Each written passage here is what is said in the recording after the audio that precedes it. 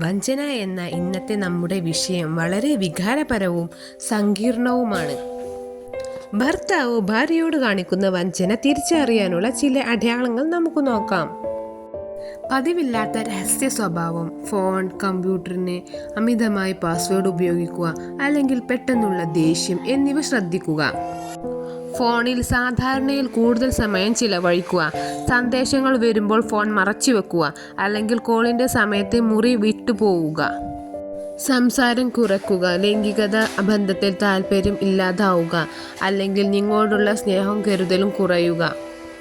പതിവില്ലാത്ത office സമയം, പുതിയ ഹോബികളുണ്ടെന്ന് പറയുക, അല്ലെങ്കിൽ യാത്രാ പദ്ധതികളിൽ ഉണ്ടാവുന്ന അവ്യക്തത. അതുപോലെ തന്നെ പണത്തിൻ്റെ വരവിലും ചിലവിലും ഒക്കെ പൊരുത്തക്കേടുകൾ നമുക്ക് കാണാം. ഈ അടയാളങ്ങൾ കണ്ടാൽ ഉടൻ വഞ്ചനയാണെന്ന് നമുക്ക് ഉറപ്പിക്കാനാവില്ല. എന്നാൽ ഇത് നമ്മുടെ ബന്ധത്തെ ചില പ്രശ്നങ്ങളുണ്ടെന്നുള്ള സൂചനയാണ് നമുക്ക് നൽകുന്നത്. വഞ്ചന തന്നെ പല വിധമുണ്ട്. അവയേതെല്ലാം എന്ന് നമുക്ക് നോക്കാം.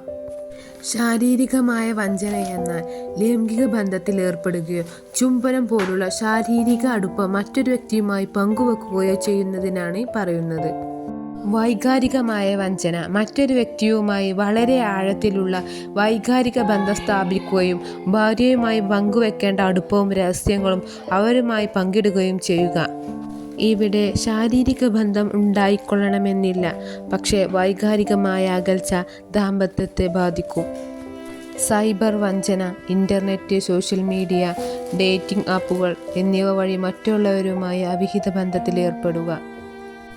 സാമ്പത്തിക വഞ്ചന, പങ്കാളി അറിയാതെ വലിയ സാമ്പത്തിക കാര്യങ്ങൾ കൈകാര്യം ചെയ്യുകയോ പണം മറ്റൊരാൾക്ക് വേണ്ടി ചെലവഴിക്കുകയോ ചെയ്യുക.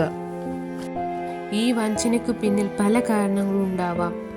ആശയവിനിമയത്തിലെ വിള്ളലുകൾ, ലൈംഗികത താല്പര്യമില്ലായ്മ, നിരന്തരമായ വഴക്കുകൾ, വൈകാരികമായ അകൽച്ച തുടങ്ങിയവയെല്ലാം ദാമ്പത്യത്തിലെ പ്രശ്നങ്ങളായി മാറും. അവസരങ്ങൾ, ജോലിസ്ഥലത്തെ അടുപ്പം, പഴയ സൗഹൃദങ്ങൾ പുതുക്കുന്നത് ഇവയെല്ലാം ഇതിനുള്ളൊരു അവസരമാണ്. അനന്തരഫലങ്ങൾ, വഞ്ചന കണ്ടെത്തുന്നതിലൂടെ ഭാര്യയ്ക്ക് കടുത്ത മാനസിക ആഘാതമുണ്ടാകാം, വിശ്വാസം തകരും, ദേഷ്യം, സങ്കടം, ഉത്കണ്ഠ എന്നിവയുണ്ടാവാം. ദാമ്പത്യം തകരുന്നതിന് ഇതൊരു കാരണമാണ്.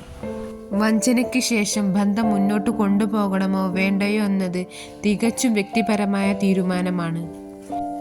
ഒരു മാരേജ് കൗൺസിലറുടെയോ തെറാപ്പിസ്റ്റിൻ്റെയോ സഹായം തേടുന്നത് പ്രശ്നങ്ങൾ തുറന്ന് സംസാരിക്കാനും പരിഹരിക്കാനും സഹായിക്കും.